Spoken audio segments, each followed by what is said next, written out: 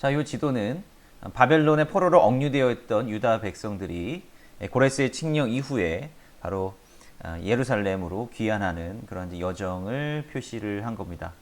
이 여정을 보면 이 아브라함이 하나님의 부르심을 받고 이 이스라엘로 이제 들어오는 가나안 땅으로 들어오는 그 여정과 굉장히 유사하지 않습니까? 물론 이제 비옥한 초생딸 지역을 따라서 이동을 할 수밖에 없기 때문에 당연히 유사할 수밖에 없습니다. 그러나 이제 학자들은 이 아브라함의 이러한 여정과 이 바벨론 포로들의 귀환의 여정이 유사하기 때문에 뭐 후대에 창작된 이야기가 바로 아브라함의 이야기다라고 이제 이야기를 하는 학자들도 있습니다. 그리고 이제 아브라함이 이제 갈대아 우르 출신이다라고 하는 것을 이야기하잖아요. 그러니까 갈대아라고 하는 것이 그 바벨론 남부 지역에 그 나라 존재했었던 그 나라를 말하는 것인데 굉장히 후대의 용어입니다. 갈대아라고 하는 것 자체가 굉장히 후대에 만들어진 이제 용어죠. 그리고 이제 신바벨론을 이제 만든 이제 나보폴라사르도 바로 이 갈대아 출신이기 때문에 갈대아와 이제 신바벨론도 연관성이 있는 지역이라고 이제 보시면 되겠습니다. 물론 이제 갈대아라고 하는 이름 자체는 이제 나중에 붙여진 것은 뭐 틀림이 없을 것입니다. 그러나 꼭 그렇다라고 해서 이 아브라함의 이야기가 후대에 창작된 이야기라고 볼 필요는 없는 거죠. 그 이야기가 상징하는 바를 알려주려고 했을 수도 있습니다. 그 후기에 그 포로 후기의 그 맥락에서 우리가 이제 포로로 오랫동안 살다가 예루살렘으로 귀환하는데 바로 이제 아브라함이 이렇게 부르심을 받았던 것처럼 우리도 하나님의 뜻을 따라서 예루살렘으로 돌아가서 바로 이제 거기서 또 새로운 언약의 역사를 시작해야 된다. 뭐 그런 마음으로 이 갈대아라고 하는 이름을 붙여놨을 수도 있겠죠. 혹은 동시대의 독자들의 이해를 돕기 위해서 우루가 도대체 어디냐? 거기 갈대아 땅이 있던 곳이야. 그런 이해를 돕기 위해서 주석적으로 붙여놓은 말일 수도 있습니다. 아무튼 이 아브라함의 여정과 바벨론 포로 생활에서 돌아온 이스라엘 백성들의 여정을 비교해보는 것도 흥미로운 부분인 것 같기는 합니다. 자, 에스라 1장부터 한번 차근히 보도록 하겠습니다. 에스라서 1장에 나타나는 것은 이스라엘 백성들의 해방이 처음에 이제 대두되고 있죠. 고레스 칙령에 의해서 이제 유다 백성들이 이제 풀려나게 되었고 그들이 이제 성전 재건을 허락받았다라고 하는 이제 선포로 이루어지고 있습니다. 어쩌면 이 이스라엘 백성들이 바빌론의 억류에서 풀려나와서 다시 예루살렘으로 돌아간다라고 하는 것은 제2의 출애굽으로 이렇게 비춰지고 있습니다. 왜 그렇습니까? 이 출애굽 에스라서 1장을 보면 이스라엘 백성들이 해방되고 그 다음에 성전을 재건하잖아요. 이게 출애굽의 모형과 동일하게 나타난다라고 하는 것이죠. 출애굽에서도 애굽에서 해방이 되고 또한 그 광야에서 성막을 짓지 않습니까? 그러니까 성전 재건이라고 성소 재건이라고 하는 것은 하나님의 섭리를 통한 이스라엘 백성들의 해방에서 이루어지고 있다라고 하는 것을 보여주고 있죠. 제가 보기에는 이 신약에서도 이 동일한 원리가 우리 가운데 발견된다라고 하는 거죠. 예수님의 십자가의 희생을 통해서 우리가 죄에서의 자유함을 얻었지 않습니까? 그죠? 예수님께서 십자가에 달리신 시대가 언제예요? 그 때가 언제입니까? 바로 유월절 때 아닙니까? 유월절이 뭐야? 출애굽을 상징하는 것 아닙니까? 과거 이스라엘의 출애굽이 그들의 노예에서의 해방을 말하는 것이라고 한다면 유월절 때 있었던 예수님의 십자가의 죽으심은 죄로부터의 해방, 자유함을 의미하는 것 아닙니까? 그러니까 우리가 그런 자유함을 얻은 이후에 이 요한복음에서도 예수님께서 말씀하시고 고린도전서에서 바울이 강조하고 있듯이 우리가 성소가 되는 거죠. 물론 눈에 보이는 가시적인 성소가 성전이 아니라 바로 우리가 죄에서 해방함을 얻은 우리 자체가 성소다라고 하는 것을 우리가 볼 수 있습니다. 구약과 이제 신약의 연결점이 이렇게 된다라고 이제 생각을 하는데 어쨌든 에스라서 1장에 나타나 있는 이스라엘 백성들의 해방과 이 성전 재건은 긴 역사를 통틀어서 나타나는 하나님의 그 섭리를 놀랍게 반영하는 것이다라고 우리가 해석을 해볼 수 있겠죠. 자, 그래서 이 출애굽기, 열왕기서, 에스라의 이 과정을 좀 한번 비교를 해보면요. 이 출애굽기에서 이 성소 건설은 바로 하나님께서 명령하신 거로부터 이제 시작을 하는 겁니다. 그다음에 열왕기서에는 우리가 이제 볼 수 있지 솔로몬 왕의 이제 성전이 건축이 되는 그런 기록을 우리가 볼 수 있는데요. 열왕기서에 나타난 솔로몬 성전의 건축 역시 하나님의 명령에 의해서 이제 계시가 되고 있는 것이죠. 자, 그런데 에스라서는 좀 다르죠. 에스라서는 무엇입니까? 여러분, 우리가 에스라서도 그렇고 느헤미야서도 그렇고 이 사건을 서술로 하는 굉장히 독특한 방식이 있는데 이전에 오경의 책들을 보면 거기에는 하나님께서 리더들이나 혹은 뭐 왕들, 예언자들에게 하나님께서 말씀을 주시잖아요. 그리고 그 말씀을 이제 백성들에게 또 전해주는 그런 과정이 나타나지 않습니까? 근데 느헤미야나 에스라는 그런 과정이 나타나지 않아요. 예, 나타나지 않습니다. 어쩌면 이 이스라엘 백성들이 성전 파괴를 경험하고 비가시적인 이제 하나님을 이제 느끼고 있는 거죠.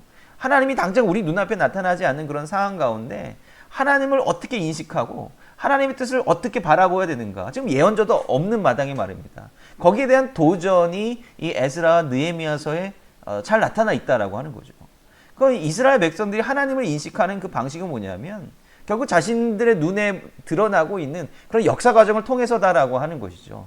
이 왕들의 어떤 결정이나 왕들의 결단, 왕들의 정책을 통해 보면 저게 하나님의 역사다라고 하는 것을 이 해석을 통해서 이 율법에 근거한 하나님의 섭리에 근거한 과거의 역사 경험에 근거한 그 해석을 가하면서 하나님의 뜻을 조금씩 알아가고 있는 과정을 우리가 이제 발견하게 된다라고 하는 거죠.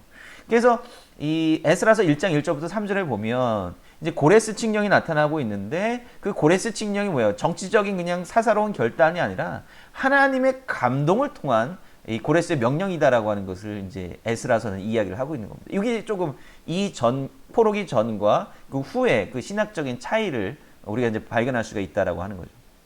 자, 그리고 출애굽기에서 어떻게 이제 성막이 건설되고 있습니까? 이 출애굽할 때 하나님께서 이집트 백성들로 하여금 재물을 이스라엘 백성들에게 주도록 하죠. 그 다음에 이제 그 백성들이 성막이 건설될 때 예물을 줍니다. 그때 이제 마음이 감동된 자와 자원하는 모든 자라고 하는 언급이 나오게 되는 거죠. 그리고 열왕기서에 보면 어떻습니까? 이 열왕기서에 보면 이 성전에 있어서 굉장히 중요한 그 역할을 하는 사람이 누구냐면 놀랍게도 이방왕이에요. 두로왕 히람의 백향목입니다. 그래서 솔로몬의 성전을 보면 이 두로왕 히람, 이제 페니키아, 레바논 지역이죠. 그쪽에서 수입된 목재들로 이제 주로 성전이 건축될 뿐만 아니라 거기에서 온 일꾼들, 공역 일꾼들이 와서 직접 건축을 해줍니다. 그러니까 이스라엘 성전이라고 하는 거는, 이 물리적인 성전이라고 하는 것은 이방인들과 그 이스라엘 백성들의 연합으로 인해서 건축이 되었다라고 하는 것이죠. 그리고 에스라서에는 어떻게 나옵니까? 이 백성들이 마치 이제 출애굽 때처럼, 출애굽기에서 나오는 것처럼 백성들이 기쁜 마음으로 예물을 자원하면서 드리는 것 플러스 고레스 왕이 이 창고에 있었던 이 성전 재료들을 이제 반환을 시켜주는 겁니다. 그리고 또한 놀랍게도 고레스 왕을 통해서 백향목이 수입돼서 그 백향목으로 또 성전이, 제2차 성전이 재건되기 시작한다라고 하는 것이죠. 그러니까 에스라서의 그 내용을 보면 출애굽 정통의 성소 건설과 열왕기서에 나타난 그 전통의 그 성전 건축이 종합이 되는 듯한 느낌이 나오는 거죠. 그러니까 에스라서는 철저하게 그 이스라엘 유다 백성들과 이방왕 고레스가 함께 연합해서 성전을 지었다라고 하는 것이 더욱더 부각이 되고 있다라고 하는 것을 우리가 볼 수 있습니다. 이걸 통해서 말하고자 하는 바는 결국 이 성전이 이스라엘만의 것은 아니다라고 하는 거예요. 아까 이제 제가 말씀드렸던 그 유니버설리즘이라고 생각을 합니다. 그것이 하나님의 우주적인 통치뿐만 아니라 바로 하나님을 섬기는 그 문제에 있어서도 이 모든 열방이 함께 하나님의 성전을 짓고 하나님 앞에 예배해야 된다라고 하는 그러한 측면이 나타나고 있는 것이 아닌가, 그렇게 이제 생각을 하고 있는 것이죠. 자, 그래서 또 마음을 감동케 하다. 이 마음을 감동케 하다라고 하는 그 표현은요, 뭐 학계에서도 나오고 역대상에서도 나오고 주로 후대 문헌들에서 주로 나타나는 표현입니다. 왕의 마음을 감동케 하든 리더들의 마음을 감동케 하든 이것이 포로 후기에서 인식되었던 하나님의 통치 역사 방식이다라고 하는 거예요. 하나님이 직접적인 역사가 주로 서술되었던 시대 때는 포로기 이전이라고 한다면 이제 왕도 없고 그다음에 예언자도 없는 그런 상황 가운데 바로 이 열방의 그 위정자들을 마음을 감동시키는 그 하나님을 인식하게 되었다라고 하는 거죠. 그래서 이러한 방식으로 이 역사를 새롭게 본 이스라엘 백성들의 그 시각이 잘 나타나고 있다라고 하는 것을 우리가 또 캐치를 해야겠죠. 자, 에스라서 2장과 3장을 보면 에스라서 2장에는 귀한 자 목록이 쫙 등장하고 있습니다. 여기 이제 느헤미야에서도 거의 동일한 목록이 이제 나타나고 있는데요. 이거는 그러니까 이름을 남겨준다라고 하는 건 굉장히 중요한 일입니다. 성경에서 그 이름이 기억되고 기념되고 있다라고 하는 건 굉장히 중요한 의미를 가지는데요. 이것은 이제 에스라도 그렇고 느헤미야도 그렇고 종교적인 재건, 그 다음에 어떤 정치적이고 어떤 물리적인 성벽의 재건을 두 책이 이야기를 하고 있는데, 이 모든 재건들이 어떤 카리스마 있는 한 리더에 의해서 이루어지는 것이 아니라 유다의 모든 귀한 자들, 가문들이 함께 한 마음으로 이 재건했음을 보여주는 굉장히 중요한 강조점을 볼 수가 있다라고 하는 것이죠. 이제는 집단적인 리더십, 집단적인 이제 연합이 이제 필요한 시대라고 하는 것입니다. 3장 2절에 보면 이제 성전 건축 과정이 이제 나타나고 있는데요. 성전 이전에 제단을 이제 먼저 쌓았습니다. 왜? 하나님 앞에 제사를 먼저 드려야 되니까. 성전은 좀 시일이 걸리는 거고, 일단 제단 먼저 쌓아야 하나님 앞에 제사를 이제 드리지 않습니까? 근데 이게 미묘하게 이제 고레스 왕의 명령보다, 빨리 당장 성전을 지으라고 하는 이 고레스 왕의 명령보다 제사 자체를 우선시 여기고 있음을 이제 볼 수 있습니다. 아까 제가 이 열왕들이 바로 이제 하나님의 뜻을 실천하는 그런 도구로 포로 후기의 문헌들에서 잘 인식된다라고 말씀을 드렸는데요. 에스라서와 느헤미야서에서 굉장히 강조하는 게 뭐냐면, 페르시아의 왕의 명령이 우선시 되어야 되는가, 아니면 하나님의 명령이 우선시 되어야 되는가, 여기에 대한 질문을 또한 던지고 있다라고 하는 거예요. 물론 이 세계는 겉으로 보기에 이 페르시아 왕들의 명령과 정책에 따라서 움직이는 것처럼 보이지만, 그러나 하나님의 그 말씀과 페르시아 왕의 명령이 충돌될 때에는 바로 하나님의 말씀이 우선시 되어야 된다라고 이야기를 강조를 하고 있다라고 하는 것입니다. 그리고 이 에스라와 느헤미야서에서 이제 종종 이제 반복되는 이야기가 있는데요.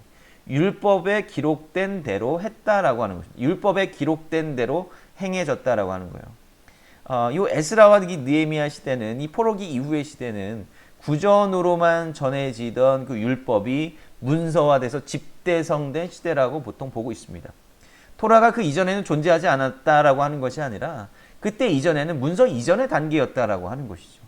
그리고 일부 사람들, 일부 어떤 종교적인 리더들에 의해서만 보존이 되었다가 이제 이 포로기 이후가 되면 이제 이것이 문서화돼서 집대성화되고 그것이 공공의 장소에서 반포되었던 그런 이제 시작점이 되었다라고 하는 것을 우리가 이제 추정을 해볼 수가 있겠는데요. 자, 왜 이런 일이 벌어졌을까요? 일단은 성전이 다 무너져 버려. 포로기 시대 동안 성전은 존재하지 않았습니다. 그럼 어떻게 이스라엘 백성들이 자신들의 속죄를 할 수가 있었겠어요? 제가 지난 시간에 말씀드렸지만 결국은 이 성전 파괴를 기점으로 해서 제사 중심의 종교에서 이 말씀 중심의 종교로 움직여가게 되는 것입니다. 제사를 드리지 못하는 그 동안 이 순종이 제사보다 낫다라고 말씀하지 않았습니까? 그러니까 이 말씀, 토라 말씀에 순종하고 철저히 그 말씀대로 살아가는 것이 제사를 대신하시는 것이다라고 하는 그 개념이 생겨나게 됐다라고 하는 것이고, 그게 이제 이후에 이제 유대교의 근간이 되는 것이라고 이제 보시면 되겠습니다. 토라 중심의 유대교의 근간이 되었던 것이죠. 그럼 이 시대 때만 해도 마찬가지죠. 예언자도 없고 그런 카리스마 있는 리더가 없는 상황에서 어떻게 하나님의 말씀을 이해하고 어떻게 하나님의 뜻을 깨달아 아는가? 그것은 바로 작성된, 집대성된, 쓰여진 율법이다라고 하는 것입니다. 그 율법이 이 유다 백성들의 가장 중요한 삶의 제1 우선순위가 되어야 된다라고 하는 것이 또한 여기서 강조되고 있다라고 이제 봐야겠죠. 자, 여기 보면 에스라 3장 4절을 보면 이제 초막절에 대한 이야기가 나옵니다. 이제 신년 절기와 이제 초막절을 지키는 이야기가 나오는데, 초막절을 지켜 기록된 규례대로 매일 정수대로 날마다 드렸다라고 하는데, 참 이 내용을 보면 참 흥미로운 부분이 뭐냐면 에스라 3장 4절에 나와 있는 이 한 구절 한 구절들이 신명기와 민수기와 레위기에 적혀져 있는 토라 말씀을 혼합하고 종합한 말씀이다라고 하는 것입니다. 신명기 16절 13절 보면 초막절을 지켜야 된다라고 하는 그 용어가 차용이 되고 있고요. 또 수요를 따라서 규례대로라고 하는 말이 민수기에 나오는데 그 말이 적용이 되고 있고, 소제와 희생과 전제를 각각 그 날에 매일매일 드리라고 하는 말이 나와 있습니다. 사실 토라들의 신명기, 민수기, 레위기의 각 그 초막절 규례들을 보면 그 규례를 지키는 방식들이 조금씩 달라요. 예, 아마도 이제 다른 상황을 전제하고서 이야기를 한 것이라고 볼 수도 있는데 어쨌든 조금씩 다르거든요. 그런데 에스라서에서는 그 다른 것들을 최대한 조화롭게 만들면서 종합을 해서 이제 지키려고 하는 것입니다. 그러니까 1.1획도 변화시키지 않고 뭐 충돌되거나 모순되는 것이 아니라 그것을 조화롭게 융합시켜서 하나님의 토라의 말씀대로 이제 그 제사를 지내려고 했던 그러한 노력들과 시도들을 우리가 여기서 발견할 수 있다라고 하는 것이죠. 그러니까 이 포로기 이후에 바로 이제 율법을 이제 문자 그대로 지키는 전통들이 굉장히 중요하게 생각되었다라고 하는 것이죠. 자, 그래서 이제 우리가 이제 보았듯이 바로 이제 이 포로기 이후에 이 시대는 에스라서를 미루어 볼 때 기록된 성서의 권위가 무엇보다 최우선으로 여겨지고 있었다라고 하는 것을 우리가 볼 수가 있습니다. 자, 에스라서 4장부터 6장까지의 이야기는 좀 복잡하게 구성이 되어 있습니다. 연대기가 좀 교묘하게 꼬여 있습니다. 자, 여기에 이 장들에는 두 가지 이야기가 들어가 있습니다. 하나는 온갖 어려움에도 불구하고 성공한 성전 건축의 이야기가 있고요. 또 그 사이에 뭐가 있냐면 당시에는 실패했던 성벽 건축의 이야기가 들어가 있습니다. 이게 교묘하게 믹스되어 있어요. 자, 4장 5절을 보면 성전 건축이 고레스 칙령 이후에 바로 진행되지 못하고 이 대적들에 의해서 이제 방해되고 진행되지 못했다라고 하는 겁니다. 다리오 왕 즉위시까지 방해를 받았다. 그러니까 539년부터 520년경까지의 상황을 이야기를 하고 있고요. 그 다음에 갑자기 연대가 점프를 합니다. 갑자기 더 후대로, 갑자기 나중으로 점프를 해요. 성벽 건축에 대한 이야기가 갑자기 나옵니다. 그리고 여기서 갑자기 아람어 본문이, 아주 긴 아람어 본문이 툭 튀어나오는 겁니다. 자, 여기에 나오는 핵심적인 부분은 뭡니까? 이스라엘, 유다 백성들이 성벽 건축을 시도했지만 르훔과 심세가 이 페르시아 왕의 서신을 보내서 유대인들의 성벽 건축을 방해했다라고 하는 내용이 나오는 겁니다. 갑자기 성전 얘기를 하다가 갑자기 연대를 툭 뛰어나가지고 너 나중에 실패했던 성벽 이야기를 먼저 하는 겁니다. 그리고 그 다음에 성전 건축에 대한 이야기가 다시 재개되는 거예요. 그래서 다리오 왕 즉위부터 제위 6년 사이의 이야기를 하고 있는데 이 본문은 오랫동안 성전 건축을 방해했던 대적들의 방해에도 불구하고 다뜨네도 역시 이방인 이제 일종의 지도자였는데 이 다뜨네의 편지를 통해서 이 고레스 왕의 조서 내용이 페르시아 궁에서 다시 한번 발견됩니다. 고레스의 편지 그렇게 성전 건축하라고 써 있다고 하는데요. 그래서 진짜 고레스의 편지를 조서를 다시 꺼내오고 정말 맞네. 그러니까 우리 고레스 왕이 이렇게 명령을 하셨네. 이렇게 회복이 되어서 조서 내용이 회복이 되어서 그런 성전 건축 다시 해 라고 하는 카기까지의 내용이 담겨져 있습니다. 참 흥미로운 내용이죠. 그리고 이제 마침내 성전이 완성된 이야기를 하고 있는 겁니다. 왜 에스라서는 이렇게 희한한 구조를 만들어내고 있는 것일까요? 우리가 이제 지난번에 제가 말씀드렸지만 우리는 그 역사라고 하면 그 연대기적으로 그 팩트를 중심으로 해서 그 역사가 차근차근 체계적으로 이제 배열되어 있는 것을 우리가 역사라고 이야기를 하지만 고대인들이 그 역사를 다루는 관점은 굉장히 자유로웠습니다. 연대기도 막 뒤죽박죽인 경우도 많이 있고요. 거기에 뭐 어떤 사람 이름이라든지 지명이라든지 이것들을 막 대충이나 혹은 아주 잘못 적어 놓는 경우도 허다했습니다.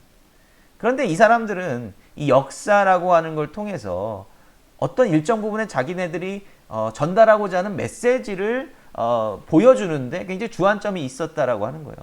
이렇게 뒤죽박죽인 어떤 연대기를 통해서 그들이 보여주려고 했던 그 당시의 사람들에게 가르쳐 주려고 했던 그 메시지가 그럼 과연 도대체 무엇이겠느냐라고 하는 것입니다. 자, 이런 구성을 통해서 이 에스라의 저자가 우리들에게 전해주고 있는 메시지는 무엇일까요? 뭐 서로 연관되어 있기는 하지만 뭐 두 가지로 우리가 생각을 해볼 수가 있겠습니다. 그러니까 이 내용의 구성, 이 연대기 일단 다 빼버리고요. 이 연대기를 다 빼버린 상태에서 그 메시지 핵심이 뭐죠? 첫 번째 성곽에 대한 이야기는 뭐예요? 방해받았다 이거죠. 방해받았어. 그럼 결국 성공하지 못한 것 아닙니까? 그 방해와 실패의 이야기부터 시작을 해가지고요. 나중에 그런 온갖 방해와 실패에도 불구하고 결국은 그 어려움을 극복하고 하나님의 보이지 않는 섭리에 의해서 성전이 성공적으로 건축된 이야기가 그 다음에 나오잖아요. 그러니까 실패에서 성공의 이야기로 이어지고 있음을 우리가 볼 수가 있겠습니다. 그러니까 이 이방인들이 무슨 일이든 방해를 할지라도 이 하나님께서는 아이러니하게도 이 다뜬 애도 결국 이방인인데 아이러니하게도 그 이방인들을 통해서 적절한 때에 그 뜻을 이루어내신다라고 하는 것을 말하고 싶었을 거예요. 또 다른 한편에서는 당대의 사람들에게 어떤 메시지를 주고 싶었을까? 당대의 사람들은 지금 성전은 어떻게 여차저차해서 졌어요. 근데 지금 안 되고 있는 게 뭡니까? 성벽 공사가 안 되고 있는 거잖아요. 그 성벽은 어떻게 성공할 수 있습니까? 바로 그러한 가운데 성경은 이런 메시지를 주고 싶지 않았을까요? 하나님께서 온갖 어려움에도 불구하고 성전을 건축하게 하셨듯이 언젠가 이 성벽도 하나님께서 건축하게 해 주실 것이다. 그 위로의 메시지가 있을 것 같아요. 있는 것 같아요. 그렇기 때문에 이 실패에서 성공으로 이어지는 그 이야기 구조, 그러니까 연대기적으로는 비록 뒤죽박죽 되어 있지만 그 전체적인 구조가 우리에게 주는 이 특별한 메시지, 그 다음에 당대 사람들에게 주었던 희망의 메시지가 분명히 있었을 거라 생각을 합니다. 자, 그 다음에 이제 마지막 부분인데요. 에스라서 7장과 이제 10장 부분을 보면 드디어 이제 에스라가 7장해야 돼서 등장을 합니다. 에스라와 이제 유대인들이 귀환을 하고 있습니다. 자, 그래서 여기서 또 목록이 쫙 나옵니다. 그래서 에스라는 물론 이제 율법을 반포하는 게 이제 중심적인 인물로 나오지만 이 사람 역시 그렇게 카리스마 있는 리더라고 이제 볼 수는 없어요. 무슨 기적을 행하고 이런 사람은 아니지 않습니까? 하나님의 예언을 막 말하고 그런 사람은 아니거든요. 결국 이런 목록들이 쭉 나왔다라고 하는 건 뭐냐면 집단적인 리더십과 이제 연합을 강조하는 거라고 볼 수 있어요. 이 새로운 예루살렘을 재건하는 데 있어서 이 모든 사람들이 함께 돌아왔고 함께 이루어가고 있다라고 하는 것을 이제 보여주고자 하는 것이죠. 자, 근데 9장에 보면 굉장히 이제 민감한 이야기가 나오는데 이방인과의 결혼에 대한 철저한 금기가 나옵니다. 에스라서에서도 나오고 느헤미야서에서도 이제 거기에 대한 언급이 잠깐 나오죠. 그러니까 아까 이제 얘기했듯이 이제 하나님이 성전을 짓는 데 있어서도 이스라엘 백성들과 이제 위정자들, 이제 이방 왕들의 연합에 대해서 분명히 나오기는 하지만, 그거는 이제 어떻게 보면 좀 큰 틀에서 정치적인 부분에서 이제 연합을 말하는 거고요. 지금 이방인과의 결혼 금기에 관한 것은 뭐냐면 하나님의 말씀 순종과 그 거룩성을 지키는 부분 때문에 그렇습니다. 결국 이스라엘이 지난날 멸망하게 된 이유가 무엇이냐면 종교적인 폐역함이잖아요. 종교적인 타락이죠. 그럼 그 종교적인 타락의 근본적인 원인이 뭐냐라고 하는 거죠. 이 오경에서도 나와 있고, 이제 아합 왕과 이제 솔로몬의 이제 결혼에 대한 문제에서 나와 있듯이 이방인들과의 결혼으로 인해서 이 종교적인 악영향 때문이다라고 하는 것이죠. 잘못된 종교가 유입되고, 이 잘못된 종교가 유입됨에 따라서 하나님의 말씀이 잊혀지고, 결국 이스라엘 백성들이 하나님의 뜻과는 절대로 전혀 다른 길로 갔기 때문에 망했다라고 하는 거죠. 그러니까 결혼을 금기한다라고 하는 것은 이스라엘 백성들의 종교적인 정체성을 철저히 지켜내어야 된다라고 하는 것과 관련이 되어 있다라고 하는 것이죠. 그래서 이러한 어떤 폐역한 상황을 바라보면, 잘못되어 가는 그 상황을 바라보면서 이 에스라가 울죠. 에스라가 먼저 기도합니다. 이게 모세처럼 막 이렇게 잘못 저지른 사람도 야, 너 나와 이거 죽여라 이런 리더십이 아니라 에스라는 자신이 먼저 참여를 하는 거예요. 자신이 울면서 기도하는 모습을 다른 사람들한테 보여주죠. 문제를 스스로 자각하게 하는 겁니다. 여기서 중요한 게 뭐냐면 이 시대는 이제 너희들이 뭐 잘못하고 뭐 잘못했다라고 알려주는 예언자가 없어요. 스스로 깨달으라고 하는 것입니다. 이제 하나님께서 주신 율법이 있으니까 그 율법에 비추어서 너희들이 잘못한 것이 무엇인지 스스로 깨닫고 스스로 통해 자복하라라고 하는 것을 에스라가 보여주고 있는 것 같아요. 그래서 이 집단적인 리더십의 연장선상에 있는 모습임을 우리가 이제 볼 수가 있습니다. 그리고 이제 중요한 경고가 나오죠. 에스라서 9장 8절에 보면 이제 해피한 시대거든. 사실 에스라 느헤미야 시대는 좀 어려운 시대이긴 하지만 그래도 뭔가 희망과 이제 소망이 가득 찬 그런 시대 아니겠습니까? 근데 이제 에스라가 여기서 굉장히 중요한 이야기를 하는 거죠. 9장 8절 보면 이제 우리 하나님 여호와께서 우리에게 잠시 동안 은혜를 베푸사. 여기서 중요한 게 바로 잠시 동안이다라고 하는 거예요. 이 회복이 영원하지는 않을 것이다. 하나님이 물론 영원한 언약에 의해서 다시 회복되긴 했지만 이 회복이 영원히 가지 않을 거다라고 하는 거예요. 우리가 다시 정신 못 차리고 지금 우리가 이미 깨달은 율법을 잘 지키면서 그 율법에 따라 준행하는 삶을 살지 못하면 언제고 우리는 다시 이 포로 신세가 되어버릴 것이다 라고 하는 그 경고가 바로 이 잠시 동안이라고 하는 말에 함축이 되어 있다라고 하는 것입니다. 그래서 우리는 여기서 에스라의 그 회복에 대한 소망도 있지만 바로 다시는 과거의 아픈 역사를 되풀이하면 안 된다라고 하는 경고의 메시지 또한 우리가 볼 수 있습니다.